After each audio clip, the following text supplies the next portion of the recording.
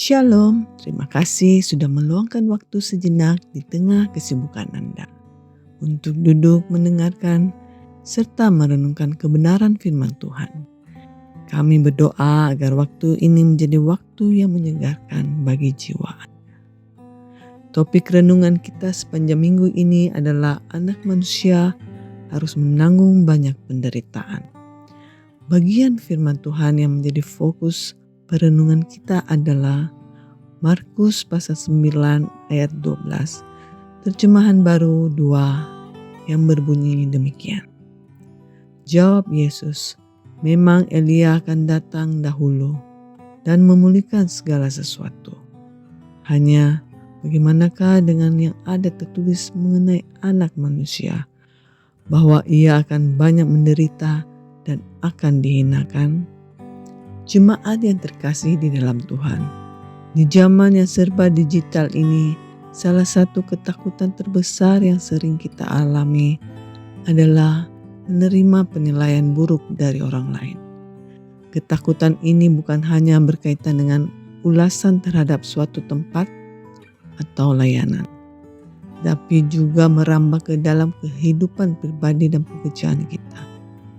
Kita sering merasa takut dinilai buruk oleh atasan, khawatir menerima komentar negatif di media sosial, bahkan dikucilkan dalam lingkungan pergaulan. Coba kita renungkan sejenak. Sudah berapa banyak waktu, energi, bahkan biaya yang kita habiskan hanya untuk memoles profil diri agar terlihat berharga, berkelas, dan layak dikagumi.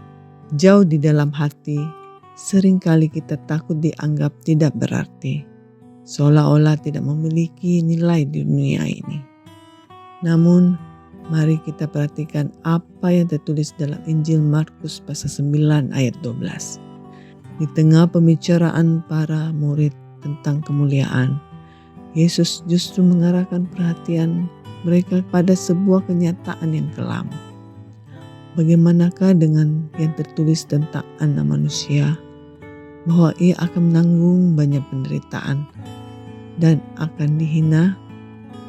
Pernyataan ini menunjukkan bahwa penderitaan Yesus bukanlah sebuah kecelakaan sejarah, melainkan penggenapan dari nubuat.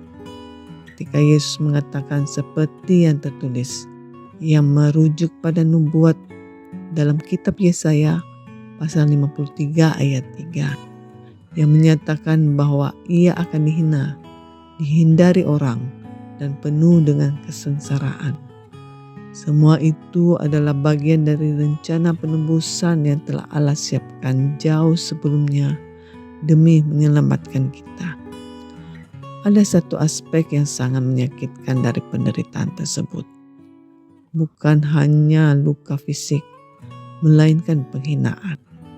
Kata dihina dalam bahasa aslinya berarti diperlakukan sebagai tidak berarti atau dianggap sama sekali tidak bernilai.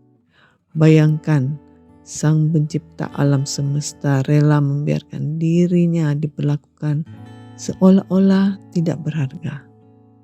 Ia dihina, ditolak, bahkan martabatnya direndahkan sampai pada titik terendah, lebih rendah daripada seorang penjahat. Mengapa Yesus rela mengalami semua itu?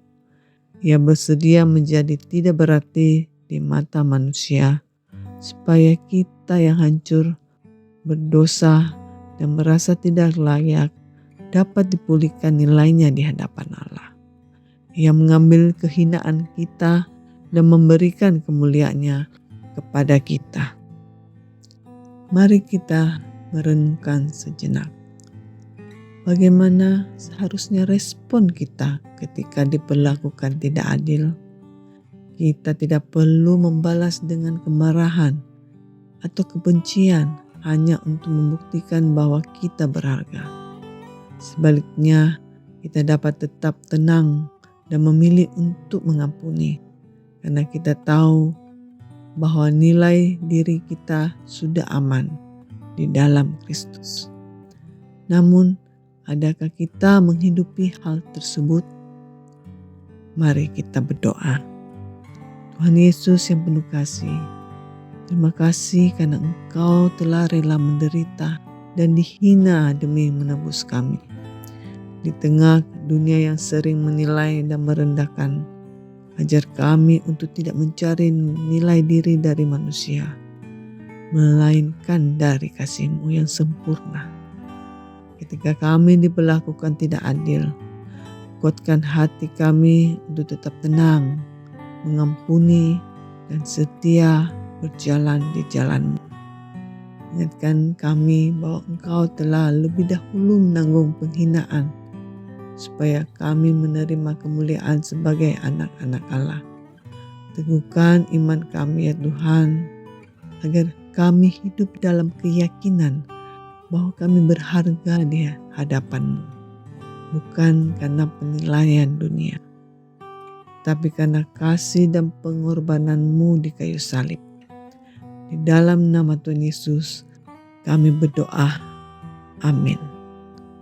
Kiranya renungan hari ini boleh menuntun langkah kita sepanjang hari ini.